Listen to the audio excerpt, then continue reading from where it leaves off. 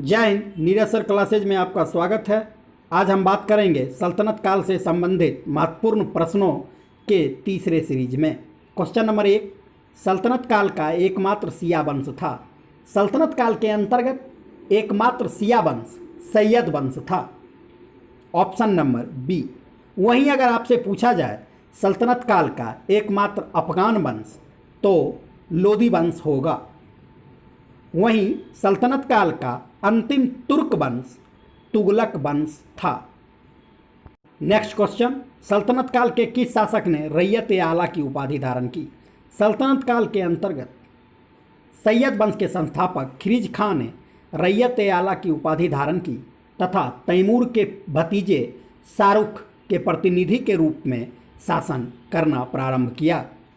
वहीं मुबारक खिलजी ने खलीफा की उपाधि धारण की थी। नेक्स्ट क्वेश्चन, तारीख ए मुबारक शाही के लेखक कौन थे। तारीख ए मुबारक शाही पुस्तक के लेखक याहिया बिन अहमद सरहिंदी थे, जबकि ताज उल मासीर पुस्तक के लेखक हसन निजामी थे। नेक्स्ट क्वेश्चन, तारीख ए मुबारक शाही किसे समर्पित है। तारीख ए मुबारक शाही मुबारक शाह को समर्पित है, जबकि नसरुद्दीन महमूद को समर्पित पुस्तक का नाम मिनहाज उस सिराज के द्वारा रचित तबकात ए नासिरी है। नेक्स्ट क्वेश्चन, बहलोल लोदी को खाने खाना की उपाधि किसने दी। बहलोल लोदी को खाने खाना की उपाधि मोहम्मद शाह के द्वारा दिया गया, जबकि नसरुद्दीन महमूद ने बलवन को उगलू खां की उपाधि से सम्मानित किया।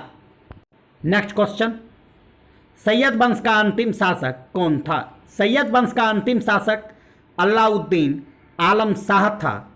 इसकी पुत्री बीबी रजिया का विवाह जौनपुर के सरकी वंश के अंतिम शासक महमूद शाह से हुआ, जिसे गयासुद्दीन तुगलक के द्वारा पराजित कर जौनपुर को दिल्ली साम्राज्य में मिला लिया गया। नेक्स्ट क्वेश्चन, बहलोल लोदी ने जौनपुर के किस शासक को पराजित किया। बहलोल लोदी ने सैयद वंश के अंतिम शासक अलाउद्दीन आलम शाह के दामाद महमूद शाह को पराजित किया। महमूद शाह जौनपुर के सरकी वंश का अंतिम शासक था। जौनपुर में सरकी वंश के शासकों के द्वारा अटाला देवी मस्जिद का निर्माण करवाया गया है। अगर बात की जाए लक्ष्मण सेन की, तो बंगाल का अंतिम हिंदू शासक था, जिसे बख्तियार खिलजी के द्वारा पराजित किया गया। नेक्स्ट क्वेश्चन, अपने सरदारों को मकसद ए अली के संबोधन से बुलाता था। मकसद ए अली के संबोधन से सरदारों को बहलोल लोदी संबोधित करता था। यह अपने दरबार में सरदारों के खड़े रहने पर खड़ा रहता था तथा सरदारों के बैठ जाने के बाद सिंहासन के नीचे बैठकर अपना राजकाज चलाता था। नेक्स्ट क्वेश्चन, सल्तनत काल का सर्वाधिक शासन करने वाला शासक कौन था। सल्तनत काल के अंतर्गत सर्वाधिक शासन करने वाला शासक बहलोल लोदी था।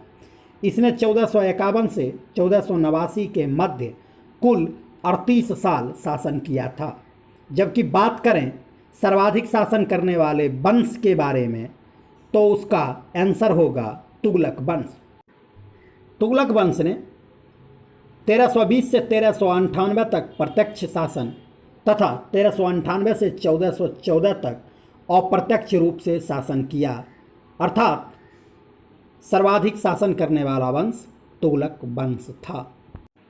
नेक्स्ट क्वेश्चन, किस शासक ने आयुर्वेदिक ग्रंथ का फारसी अनुवाद फरहंगे सिकंदरी के नाम से करवाया। सिकंदर लोदी ने आयुर्वेदिक ग्रंथ का फारसी अनुवाद फरहंगे ए सिकंदरी के नाम से करवाया, जबकि भारतीय संगीत से संबंधित पुस्तकों का फारसी अनुवाद लज्जत ए सिकंदरी के नाम से करवाया। जबकि सल्तनत काल में फिरोज शाह तुगलक वह प्रथम शासक था जिसने हिंदू ग्रंथों का फारसी अनुवाद करवाया। नेक्स्ट क्वेश्चन, घाटोली या खाटोली का युद्ध संपन्न हुआ। 1517-18 के मध्य लोदी वंश के अंतिम शासक इब्राहिम लोदी को राणा सांगा ने घाटोली या खाटोली के युद्ध में पराजित किया था? 1178 में पृथ्वीराज तृतीय ने बुंदेलखंड पर आक्रमण किया था, जिसे महोबा का युद्ध कहा जाता है। वहीं 1215 ईस्वी में इल्तुतमिश ने मोहम्मद गौरी के गुलाम यलदोज को पानीपत के तृतीय युद्ध में पराजित किया था, जबकि 1221 में चंगेज खां ने ख्वारिज्म के राजकुमार जलालुद्दीन मगवर्नी का पीछा करते हुए सिंध तक पहुंच गया था। उस समय भारत पर इल्तुतमिश का शासन था। नेक्स्ट क्वेश्चन, हुनूज दिल्ली दूरस्थ संबोधन किस शासक के लिए था? हुनूज दिल्ली दूरस्थ अर्थात हुजूर दिल्ली अभी दूर है का संबोधन निजामुद्दीन औलिया ने गयासुद्दीन तुगलक के लिए किया था। गयासुद्दीन तुगलक के साथ निजामुद्दीन औलिया का संबंध अच्छा नहीं था, परंतु उसके पुत्र मोहम्मद बिन तुगलक के साथ काफ़ी अच्छा संबंध था। यही कारण था कि निजामुद्दीन औलिया के मृत्यु के पश्चात मोहम्मद बिन तुगलक ने निजामुद्दीन औलिया का मकबरा दिल्ली में बनवाया। नेक्स्ट क्वेश्चन, सर्वाधिक मंगोल आक्रमण किस शासक के शासनकाल में हुआ? सर्वाधिक मंगोल आक्रमण गयासुद्दीन तुगलक के शासनकाल में हुआ था। कुल 29 बार मंगोलों ने गयासुद्दीन तुगलक पर आक्रमण किया था, परंतु प्रत्येक बार गयासुद्दीन तुगलक ने मंगोलों को हराया। जबकि भारत में सर्वप्रथम मंगोल आक्रमण सल्तनत काल के दौरान इल्तुतमिश के शासनकाल में 1221 में चंगेज खां के द्वारा किया गया था। नेक्स्ट क्वेश्चन, खिलजी वंश के संस्थापक जलालुद्दीन फिरोज खिलजी का राज्याभिषेक कहाँ हुआ था? जलालुद्दीन फिरोज खिलजी ने कैकूबाद के द्वारा निर्मित किला खोरी महल में अपना राज्याभिषेक करवाया था। नेक्स्ट क्वेश्चन, मंगोल नेता उलगू ने 4000 समर्थकों के साथ इस्लाम धर्म स्वीकार किया था तथा दिल्ली में बसा था। जलालुद्दीन फिरोज खिलजी के शासनकाल में, परंतु अलाउद्दीन खिलजी के शासनकाल में इन नवीन मुसलमानों की हत्या कर दी गई। अलाउद्दीन खिलजी का प्रथम अभियान किस राज्य के विरुद्ध था? अलाउद्दीन खिलजी ने अपना प्रथम अभियान 1298 ईस्वी में गुजरात के विरुद्ध किया था, जहाँ के राजा कर्ण को पराजित किया था। वहीं